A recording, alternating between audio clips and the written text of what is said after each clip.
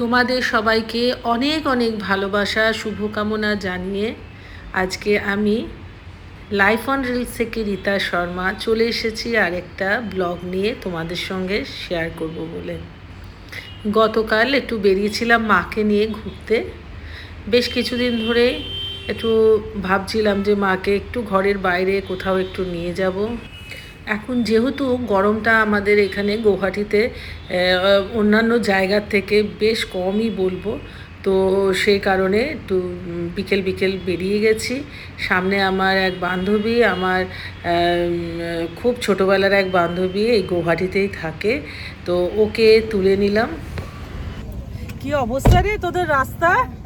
এই কোন দিক দিয়ে যাবে বলে দে। সিধা চল না, একটু 9 নম্বর বাইলেন, তো লেস বাইলেন, 8 নম্বর দিয়ে সিধা হয়ে যাবে। আমরা এখন ওর বাড়ির কাছাকাছি একটা গান্ধী মণ্ডপ বলে একটা জায়গা আছে, মানে ওটা খুব সুন্দর একটা জায়গা যেখানে আমি প্রায় আসবো বলি, কিন্তু কোনো না কোনো কারণে আমার আর আসা হয় না। তো আজকে সেইটাই প্ল্যান করেছিলাম, যেহেতু এটা ওর বাড়ির কাছাকাছি, তাই বলেছিলাম যে তাহলে তুইও চল আমাদের সাথে, একটু গল্পও হবে, একটু আড্ডা হবে, আর একটু ঘোরা হবে। তো ওর যেহেতু এদিকে বাড়ি আর ও এখানে প্রায় সময় বলতে প্রত্যেক দিন মর্নিং ওয়াক করতেই আসে এখানে, আর এটা মর্নিং ওয়াক ইভিনিং ওয়াক করারই একটা বেশ সুন্দর জায়গা। তো ওর রাস্তাঘাট একদম চেনা, কোথায় কোন মন্দির আছে কি আছে সব আমাকে আজকে ও দেখাবে।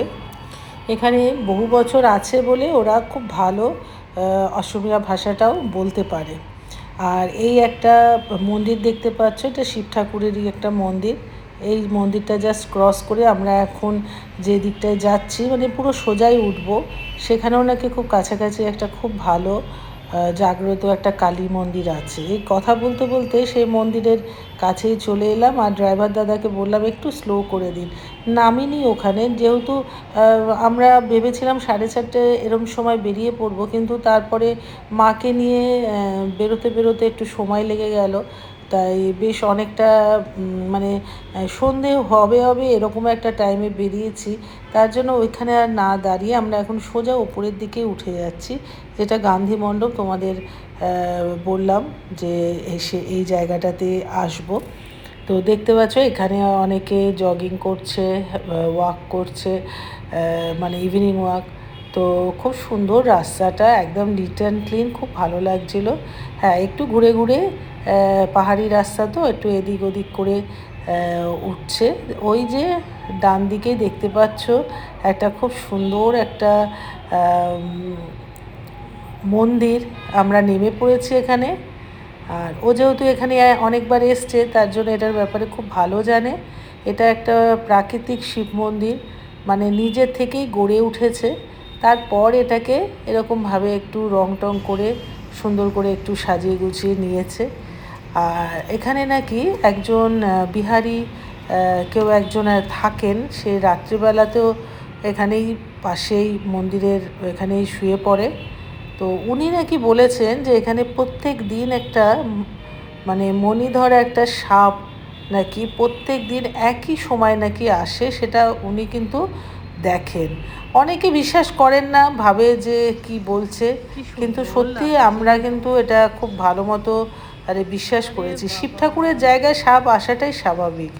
তো শুনে খুব ভালো লাগলো, বেশ গায়ে কাঁটা দিয়ে উঠলো। আর মন্দিরের ভেতরটা দেখতে পাচ্ছ একদম মানে নিচু হয়ে আমাদেরকে ঢুকতে হয়েছে। আমার তো যেহেতু আমি একটু লম্বা আছি, মাথার মধ্যে লেগে যাচ্ছিল।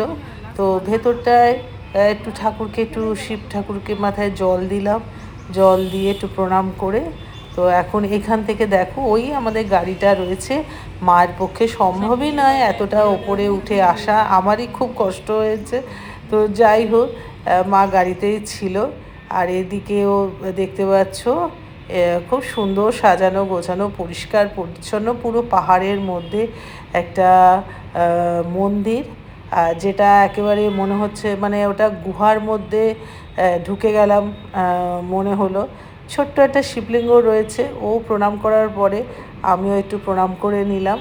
আর ওপর থেকে এত সুন্দর ভালো লাগছিল এই দৃশ্যটা দেখতে, রাস্তাঘাটগুলো যে কি ভালো লাগছিল। সবচেয়ে বড় কথা খুব পরিষ্কার পরিচ্ছন্ন রেখেছে। বেশ সুন্দরভাবে ওরা নিজেরাও জল টল দেয় এখানে, ঠাকুরের নিয়মিত পুজো করে। তো এটা দর্শন করে এবার আমরা সামনের দিকে আবার চলে গেলাম। কোনো জায়গায় একটু যে বেশ কিছুক্ষণ বসবো সেটা আর সন্ধে হয়ে যাবে এই চিন্তা করে আর বসতে পারিনি। তার জন্য আর ওই যে মা বসে রয়েছে, কিছুতেই নামবে না। আর আমিও জোর করিনি, কেননা কোথাও দেখলাম না যে এখানে ওই যে ড্রাইভার দাদাকে আমি বলে দিলাম যে একটু জানলাটা খুলে রাখুন, বাইরে থেকেই মা দেখুক। মা বাইরেটা দেখছে, ও গাড়িতে বসে প্রণাম করছে। তারপর ও আমাকে খুব তাড়াতাড়ি বলে যে তাড়াতাড়ি করে চলে আয়। এইদিকে ডান দিকে একটা হনুমানজির মন্দির, আর এই ইয়েটা গান্ধী মণ্ডপের গেটটা তখনও পর্যন্ত খোলা ছিল। তো ও যেহেতু সকালে আসে আমার ওই বান্ধবী, তার জন্য বিকেলের টাইমিংটা অতটা ঠিক জানতো না আর কি। খোলা আছে দেখে আমরা তাড়াহুড়ো করে ঢুকে গেলাম। তো গিয়ে ও আবার ওখানে সকালে টিকিটের ব্যবস্থা থাকে না, বিকেলবেলা এখানে 20 টাকা করে আমাদের দুজনে 40 টাকা টিকিট নিল। ওই টিকিটটা কাটলো। আমি আবার একটু ভেতরে ঢুকে গেলাম। ভেতরে ঢুকে গিয়ে দেখতে মানে খুব ভালো লাগছিল জায়গাটা দেখতে, আর ওয়েদারটাও এত সুন্দর ছিল। এটা গান্ধীজির এটা মিউজিয়াম। তা তখন আমি আর ঢুকিনি ওখানে, যেহেতু বাইরেটা অন্ধকার হয়ে গেলে অত ভালো বুঝতে পারবো না। তার জন্য ভাবলাম যে থাক, পরে ওখানে যাব। তো এই একটু একটু করে লাইট জ্বালাতেও আরম্ভ করে দিয়েছে। দূরে একটা গান্ধীজির স্ট্যাচু রয়েছে। খুব তাড়াহুড়ো করে আমরা যাতে অন্ধকার না হয়ে যায় সেই কারণে আমরা দুজনে ছোটাছুটি করে একটু স্টিল ফটো নিয়ে নিলাম। কারোকে একটু রিকোয়েস্ট করলাম যে আমাদের দুজনের একটু ফটো তুলে দিতে। এই করতে করতে অন্ধকার হয়ে আসছে। তো এই দেখতেই পাচ্ছ এইখানে এই স্তম্ভটা কি কতখানি উচ্চতার এটা। আর গান্ধীজির একটা খুব সুন্দর একটা স্ট্যাচু এখানে। এর পাশ দিয়ে আমরা সোজা চলে গেলাম। আমাকে বলল যে এর ভেতরে এই মিউজিয়ামেরটা তোমাদের ঢুকতেই দেখিয়েছি, ওই মিউজিয়ামটা এটা। আর এখানে নিচের দিকে যাওয়ারও খুব ভালো একটা রাস্তা আছে। তো আমরা এই পাশটায় এসছি, এখান থেকে দেখো কি সুন্দরভাবে এত সুন্দর ভিউটা ছিল। আর এটা আরেকটু যদি পরিষ্কার থাকতো তাহলে ওই পাশে ব্রহ্মপুত্র, আমি একটু জুম করেও দেখাবার চেষ্টা করছি, হয়তো বুঝতে পারছো, ওইটা কিন্তু ব্রহ্মপুত্র এখান থেকে সুন্দর দেখা যাচ্ছে। আর এই যে পুরো গুয়াহাটি শহরটা যেন ছবির মতন করে দেখছি আমরা, এত ভালো লাগছে দেখতে। আর এর মাঝখান দিয়ে কিন্তু আবার ট্রেনও যায়, সেটা আর আমার সৌভাগ্য হয়নি দেখা। তো এর মাঝখান দিয়ে ট্রেনের লাইনও আছে। তো দূর থেকে ওই যে ব্রহ্মপুত্র, তার মাঝখানে আবার আরেকটা দ্বীপ টাইপের আছে, সেই দ্বীপটাও একদিন যাওয়ার খুব ইচ্ছা আছে। সেখানে একটা ছোট্ট মন্দির আছে। তো ওটা আবার আরেকদিন প্রোগ্রাম করে যাওয়া যাবে। আমি গুয়াহাটিতে আসার পর থেকে ওখানে খুব গল্প শুনেছি কিন্তু যাইনি। এদিক ওদিক সবাই ছড়িয়ে ছিটিয়ে, বেশ সুন্দর ওয়েদার, তো তার জন্য সব বসে ওখানে গল্প করছে। তারপরে শুনলাম আমরা 6:45 থেকে ওখানে লাইটিংয়ের একটা প্রোগ্রাম হয়।